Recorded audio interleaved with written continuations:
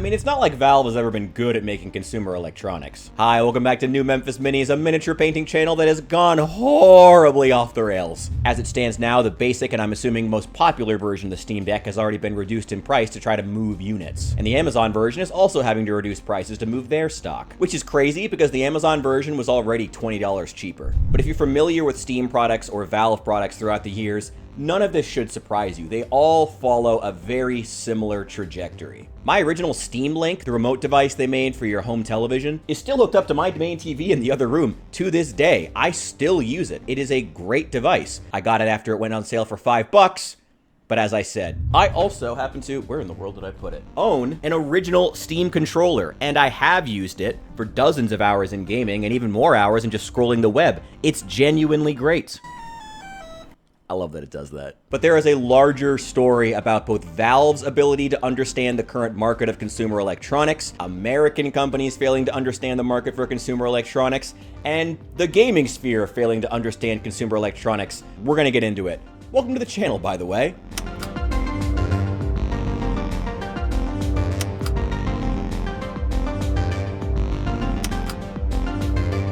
Welcome back, everyone, and if I may say, I am so glad that you could be here today. I should forewarn you guys, there is going to be an entire section of this that is devoted to politics. It's going to be at the end. Don't be scared. It's all going to be loaded at the back.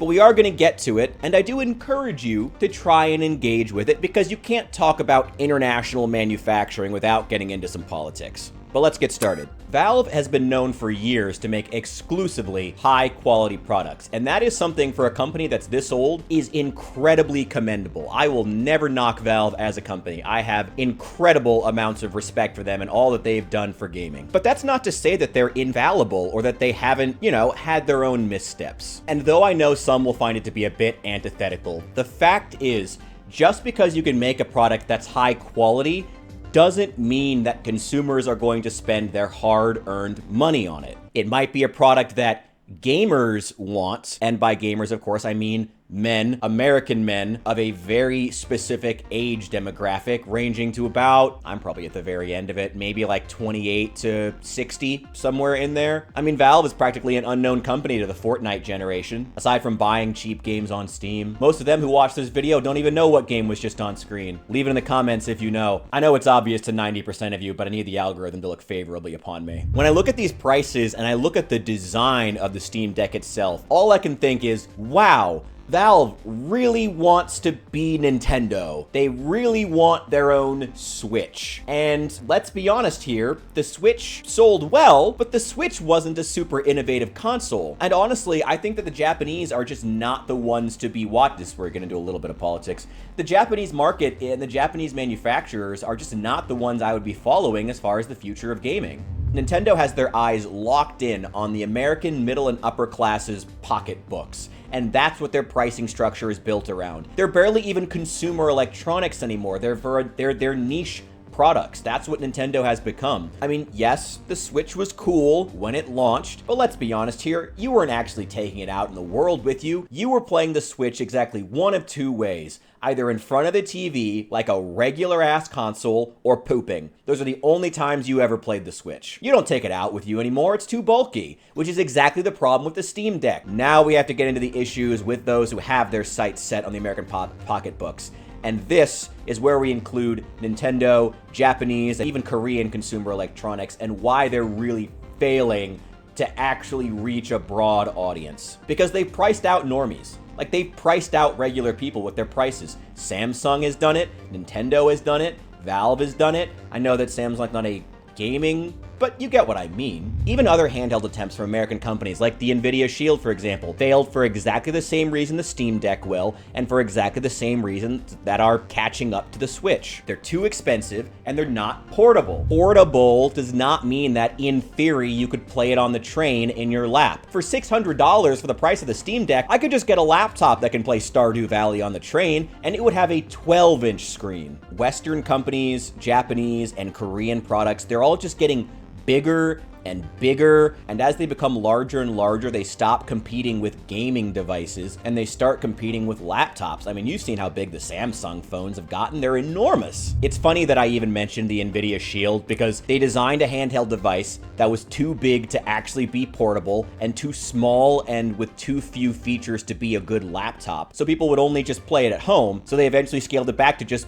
being a Fire Stick because no one actually cares about carrying around some massive device you could, in theory, use portably if you're willing to break your hands. Mark my words, this is the direction the Steam Deck goes. The Steam Deck is eventually going to go from being a handheld device, then they're going to realize no one actually wants a massive handheld device that's just a crappier laptop and the same price as a laptop, and eventually Steam is going to go back to doubling down on what is essentially Fire Sticks. Steam's going to do exactly the same thing. I am betting on it. But if they didn't want to do that, if Steam actually wanted to make a consumer electronics product that people wanted, that was genuinely amazing, what would they do? Well, they would stop taking advice from the Japanese and American markets first and foremost, because none of them know what they're doing. None of them understand consumer electronics anymore.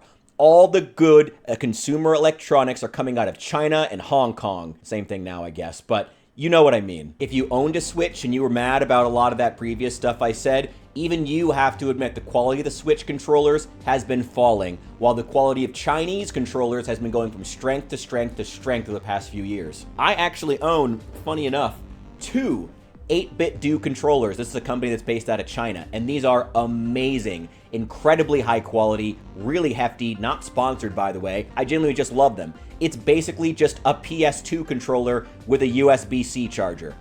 That's it. That's all they really had to do. Valve's out here trying to reinvent the wheel, and that's all people really want. Stuff from 20 years ago with a USB-C charger. Even this one, this little N30 Pro that I have, this thing is amazing. I would 100% use this for an extended gaming session before I would ever use the Xbox One controllers. Not even a joke. Not a joke at all. Even with my big ass hands, this thing is so comfortable. It has genuine heft, like actual weight. It's not like flimsy at all. It's so good. The buttons are responsive and punchy. You can hear it. For something this small, you can hear all the buttons. Chinese products going strength to strength. And it's not even just in gaming. Over the course of the last 10 years, Anker, another Chinese brand, has gone from being banned on Amazon for review bombing their own products to get higher placement in the storefront to being one of Amazon's staple brands. So if I wanted to make a mass consumable electronic gaming device in 2025, these are the companies that I would be looking at. It's the lowbrow stuff coming out of Hong Kong and China that's really where the innovation is right now. Well, I say innovation in like big fat air quotes because a lot of it's just gaming devices from 10 years ago just being remade with a USB-C slot. That's all people really want. In the box, we get a case. They give you a case. It looks good. It's a high quality hard shell case. Cool, fun little controller zipper on there. This is usually the kind of thing you'd have to pay extra for. So don't take this for granted. It's not nothing. It was not nothing! Not only that, but the games card is a branded SanDisk card. And you also get an actually nice USB-C cable and a card reader dongle. These small things do add to the value, in my opinion, which you're free to disagree with, but you'd be wrong. I want you to keep in mind as we continue looking at the Miyoo Flip, which I think is genuinely one of the coolest things coming out right now, that this device's retail price on Amazon is $70. Anyways, when it comes to gaming, this is the best part about this doodad. It is so fun to game on. Everything works so good. I mean, this is an RK3566 chip, which means you'll get everything up to PS1 no problem, and you'll get most N64, most Nintendo DS, and lots of Dreamcast and lots of PSP. And this higher end stuff is great to play on here. And because we have an actually good analog stick, you can play N64 Dreamcast games that need a good stick. You can play those and have a good time. Don't expect to play every game from the high-end systems, but you'll get a surprising amount. I had a great time testing this stuff, and even just seeing Dreamcast and PSP running on this mini little flippy handheld made me giggle like a schoolgirl. The girls at my school giggled a lot. They giggled at me, usually. Always giggling and pointing at me. I know that for a lot of you, the very first thing you're thinking is that Valve couldn't just put out like an emulator device, especially with the, legal dubiousness around ROMs, but they don't really have to. Valve has a massive library of really good indie games that they could just pull from that would look great on a tiny screen like that. Just make a device that's basically a Game Boy SD with a USB-C charger that's specially designed to run Hotline Miami, Transistor, Stardew Valley, N++, Super Meat Boy, Five Nights at Freddy's, Enter the Gungeon, Owlboy, Kingdom, Project Zomboid. Oh my god, Project Zomboid, you need a whole ass other keyboard. I mean, they could build an extension for that though. You could have you could still have peripherals and stuff. That could still totally work. But let's get into the politics. And I know that I said I was gonna put it at the end, and I did. This is literally what JD Vance was talking about in the run-up to the election about American manufacturing and its many, many pitfalls. There were two conceits that our leadership class had when it came to globalization. The first is assuming that we can separate the making of things from the design of things. The idea of globalization was that rich countries would move further up the value chain while the poor countries made the simpler things. You would open an iPhone box and it would say designed in Cupertino, California. Now the implication, of course, is that it would be manufactured in Shenzhen or somewhere else. And yeah, some people might lose their jobs in manufacturing, but they could learn to design, or to use a very popular phrase, learn to code. But I think we got it wrong. It turns out that the geographies that do the manufacturing get awfully good at the designing of things. There are network effects, as you all well understand. The firms that design products work with firms that manufacture. They share intellectual property, they share best practices, and they even sometimes share critical employees. Now, we assume that other nations would always trail us in the value chain, but it turns out that as they got better at the low end of the value chain, they also started catching up on the higher end. We were squeezed from both ends. That is so goddamn on point. That is why every American-made electronic product is such absolute ass in 2025. Either it's cheap plastic garbage that once would have come out of Shenzhen, or it's hideously expensive so as to be outside the realm of purchase for the average consumer, which is ultimately the point. I mean, the Steam Deck pretends like it's going to be, the gaming system of the future, but it's actually secretly just something people think is cool and expensive and they want to flash around to impress their friends. But there's no actual glory in being the Cybertruck of handheld gaming. And if Valve actually wants to innovate as far as consumer electronics, and I hope they do, I would love to see a world in which Valve becomes a leader in American manufactured products and genuinely makes incredible things. I would love to see Valve do incredible things in the handheld gaming market. But the Steam Deck is not it. The Switch 2 is not it. The Western world and Western-influenced Asian countries, again, Japan and South Korea, have just completely lost the plot as far as consumer electronics. Completely. And we got to get back on track if we're going to actually make things that the average person can buy, can afford, and wants to spend their hard-earned money on. Thank you guys so much for watching.